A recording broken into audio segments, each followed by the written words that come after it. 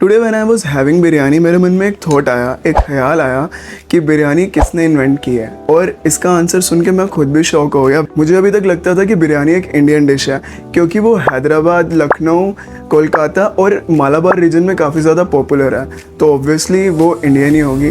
But biryani एक Indian dish नहीं है। बिरयानी एक पर्शियन डिश है और उसका नाम भी पर्शियन वर्ड्स पे पड़ा हुआ है, जैसे कि बिरिंज। बिरिंज का मतलब होता है चावल, और बिरयान जिसका मतलब होता है रोस्टेड। बेसिकली जो पर्शियंस थे वो मीट के साथ चावल खाया करते थे, और जब वो इंडिया में ट्रेड करने के लिए आए उन्होंने इंडियन मसालों का इस्तेमाल किया, तो बिरयानी कहीं ना कहीं वहाँ भी इवॉल्व हुई थी। बहुत सारे हिस्टोरियंस का मानना है कि बिरयानी मुगल किचन्स के अंदर डेवलप हुई थी, जब उन्होंने पर्शियन स्टाइल ऑफ कुकिंग को अपनाया और इंडियन स्पाइसेस को उसके अंदर मिक्स किया। और ये सब हुआ था 16 से 19 सेंचुरी के बीच में। और इसके बारे में एक पुराना लेजेंड भी है। कहा जाता है कि मुमताज महल ने अपने कुक को बोला था, तुम कुछ ऐसी न्यूट्रिशन वाली, कोई प्रोटीन वाली ऐसी डिश बनाओ जो कि मैं अपने सोल्जर्स को खिला पाऊँ, और ये एक वन पॉट डिश होनी चाहिए। उन्होंने बिरयानी बनाई थी। और बहुत लोग कहते हैं कि ये बस एक लेजेंड ही है, कहानी ही है। पर इसके बारे में एक डिबेट भी चलती आ रही है कि साउथ इंडिया में ऑलरेडी चावल के साथ मांस खाया जाता था। कई लोग ये भी मानते हैं कि बिरयानी ऑलरेडी यहाँ पे खाई जाती थी, पर उसका नाम नहीं दिया गया। आपको क्या लगता है कि बिरयानी एक इंडियन डिश है या फिर ये पर्शिया से आई है? अगला क्वेश्चन जो बिरयानी खाते खाते मेरे मन में आ रहा है, लोग अक्सर कहा करते हैं कि बिरयानी नॉन वेजिटेरियन ही होती है, वरना ये पुलाव कहलाएगा।